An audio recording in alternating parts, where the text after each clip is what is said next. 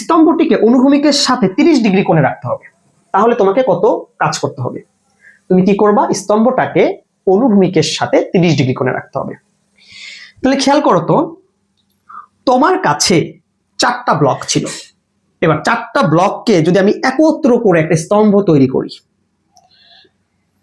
তাহলে পুরাটার দৈর্ঘ্য দেখো তো, একটা দৈর্ঘ্য কি 0.5 করে ছিল না? ধরো 1 2 এই যে 1 2 3 4, প্রথম, দ্বিতীয়, তৃতীয়, চতুর্থ, এই 4টাকে একত্র করে তুমি কি একটা স্তম্ভ তৈরি করেছো? তাহলে আমার এগুলো দেওয়ার প্রয়োজন নেই, এগুলো দেওয়ার প্রয়োজন নেই, এগুলো দেওয়ার প্রয়োজন নেই। বুঝছো তো? সুন্দর করে বুঝে দাও, বুঝতে পারছো ঘটনাটা? এবার দেখো, তাহলে এটা 0.5 0.5 0.5 0.5, এর মানে টোটাল কয় মিটার? টোটাল হচ্ছে 2 মিটার। তাহলে এইখান থেকে এই পর্যন্ত টোটাল স্তম্ভটার দৈর্ঘ্য এটা হচ্ছে 2 মিটার। এটা কত? 0.5 মিটার। এইবার বলছে যে স্তম্ভটাকে অনুভূমিকের সাথে 30 ডিগ্রি করে রাখতে হবে। কত ডিগ্রি করে রাখতে হবে? 30 ডিগ্রি করে রাখতে হবে। কত ডিগ্রি করে রাখতে হবে? 30 ডিগ্রি করে রাখতে হবে। এখন তুমি যদি 30 ডিগ্রি করে রাখতে চাও, একটু খেয়াল করো, ধরো এই স্কেলটাকে যদি আমি এইভাবে আছে, এবার অনুভূমিকের সাথে যদি 30 ডিগ্রি করে রাখতে চাই, তাহলে যদি আমার এই বিন্দুটা যদি ফিক্সড রাখতে চাই, এই বিন্দুটা কর্নার বিন্দুটা, তাহলে কর্নার বিন্দুটা ফিক্সড রেখে আমি যখন উপরের দিকে উঠাবো 30 ডিগ্রি, এবার তুমি চিন্তা করো যে এইটা ধরো অনুভূমিকের সাথে কত ডিগ্রি? 30 ডিগ্রি। তাহলে এই বিন্দুটা কোথায়? এখানে উঠে গেছে না? আমার কথা কি বুঝতে পারছো? এই পয়েন্টটা কোথায়? এখানে উঠে গেছে না? এই জিনিসটা কিন্তু একটু বোঝার বিষয় চিত্র আঁকার ক্ষেত্রে। তাহলে চিত্রটা কেমন হবে? এই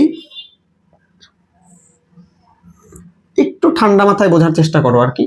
এই যে আর একটু সুন্দর করা যায়, এই যে ওকে ওকে নাইস। এবার দেখো ড্র করছো। এইবার এখানে বলছে তুমি এই অনুভূমিকের সাথে কত ডিগ্রি কোণে রাখছো স্তম্ভটাকে? 30 ডিগ্রি। তাহলে ছিল এরকম, এবার অনুভূমিকের সাথে যখন আমি 30 ডিগ্রি কোণে রাখবো, তখন অ্যাকচুয়ালি কি পরিমাণ আমাকে কাজ করতে হয়েছে, এইটাই আসলে অ্যাকচুয়ালি আমাকে বের করতে বলছে। এবার খেয়াল করো তো, এইটার যে ভরকেন্দ্রটা, এই ভরকেন্দ্রটা কি? এখানে, মানে মাঝখানে। 4টা ব্লক ছিল, মাঝখানে ধরে নিলাম, কারণ 4টা ব্লককে তুমি একত্র করে বানাইছো। এবার এটাকে যখন এরকম নিচ্ছি, লেট, এটার ভরকেন্দ্রটা এইখানে চলে গেছে, লেট ভরকেন্দ্রটা এখানে চলে গেছে। তাহলে আমার যখন এরকম শোয়ানো ছিল, তখন ভরকেন্দ্র ছিল এইখানে। যখন এটাকে আমি অনুভূমিকের সাথে 30 ডিগ্রি করে হেলাইছি, কত ডিগ্রি করে? 30 ডিগ্রি, তখন লেট তার ভরকেন্দ্রটা এইখানে। তাহলে এইটুকুকে আমি কি বলতে পারি? ভরকেন্দ্রের সরণ। এইটুকু আমি কি বলতে পারি? ভরকেন্দ্রের সরণ। এবার এটা কিন্তু মিডল পয়েন্ট। তাহলে এখান থেকে আমাদের সুবিধার জন্য একটু দাগ দিয়ে নিই, এই যে ওকে। এবার এখান থেকে একটু দাগাঙ্কিত করে নিই। দাগ দিতে তোর অসুবিধা নাই, আমার দরকার ম্যাথ হইতে হবে, রাইট? এবার কি করি? একটু এটাকে বর্ধিত করি আর এটাকে একটু বর্ধিত করি। এখন তুমি বলতে পারো কেন বর্ধিত করবো? হিসাবের সুবিধার্থে, হিসাবের সুবিধার্থে একটু বর্ধিত করবো। কারণ তোমরা তখন রিভিশন দিচ্ছ, তোমরা তো এখন রিভিশন ব্যাচ, তোমরা তো আর এমন না যে তোমরা এখন ফার্স্ট ইয়ারে পড়ো যে তোমাদের আরো বেশি ডিপে বুঝতে হবে, সেই সময়টা পার করে আসছো। তবে যারা ফার্স্ট ইয়ারে আছো তাদের জন্য আমি যথেষ্ট রিসোর্স এখানে দিয়ে দিচ্ছি যাতে তোমরা বুঝতে পারো। এবার খেয়াল করো, এইটা যদি 30 ডিগ্রি হয়, তাহলে এই কোণটাও কত ডিগ্রি? 30 ডিগ্রি। এটুকু তুমি বলতেই পারো অনুরূপ কোণ। এই কোণটা যদি 30 ডিগ্রি হয়, তাহলে এই কোণটাও কত? অনুরূপ কোণ হিসেবে কত ডিগ্রি? 30 ডিগ্রি। এবার আমি একটু নামকরণ দিব। ধরো এটা এ, এটা বি, এটা সি, ওকে, এটা ডি, এটা ই, এখান থেকে পুরোটা টানি, এটা এফ, এটা কত? এফ। আর কোনো নামকরণ দেওয়ার দরকার আছে? লাগলে দিব। এবার প্রথম কথা টার্গেট সেট করো। ভিডিও হচ্ছে? প্রথম কথা টার্গেট সেট করো। কিভাবে টার্গেট? দেখো, তোমার মূলত এই চিত্র থেকে আসলে দরকারটা কি? দরকারটা হচ্ছে ডিই। যখন কোনো একটা ম্যাথ কঠিন লাগবে তোমাদের কাছে, তোমরা কি করবা? প্রথমে টার্গেট সেট করো। মূলত চেয়েছে কি আসলে তোমার কাছে? তোমার কাছে মূলত চেয়েছে কি আসলে? দেন ওই টার্গেটে পৌঁছানোর জন্য তোমার যা যা করা দরকার তুমি তাই তাই করবে। ওকে, আমার চেয়েছে ডিই, এই ডি পরিমাণ আমার দরকার। আচ্ছা খেয়াল করো তো, এই ডি আমি কিভাবে বের করতে পারি? এই পুরো ডিএফ এর চেয়ে আমি যদি ইএফটা বাদ দিই, এই পুরো ডিএফ থেকে যদি আমি ইএফটা বাদ দিই, তাহলে কি আমি আমার কাঙ্ক্ষিত লক্ষ্য পাবো? তাহলে পুরো ডিএফ থেকে যদি আমি ইএফটা বাদ দিই, এবার একটু খেয়াল করো, ডিই। এবার একজন বলল যে আমি তো এই ইএফটা জানি, কারণ এই পুরাটা যদি 0.5 হয় তাহলে এই ইএফ এর হবে 0.25 মিটার। আমি বললাম ভেরি গুড, ইয়েস তুমি জানো এটা, তাহলে ইএফ মানে 0.25। এইবার তুমি একটা জায়গাতে এসে ঠেকে গেছো, সেটা হচ্ছে ডিএফ। এই ডিএফ কিভাবে বের করা যায় সেইটা নিয়েই আমাদের কাজকর্ম করতে হবে।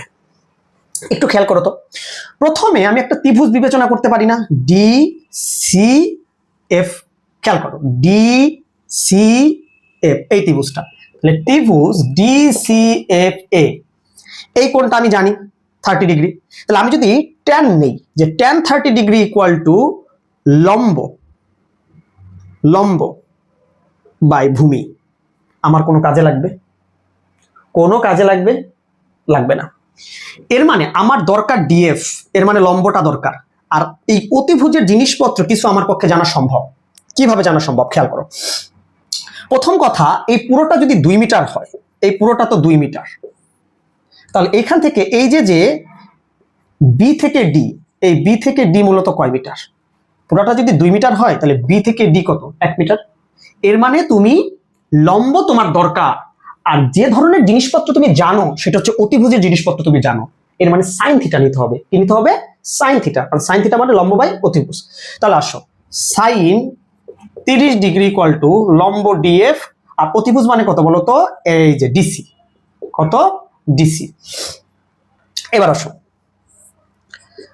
সাইন 30 ডিগ্রি, ওকে, ডিএফ তো আমি বের করবই।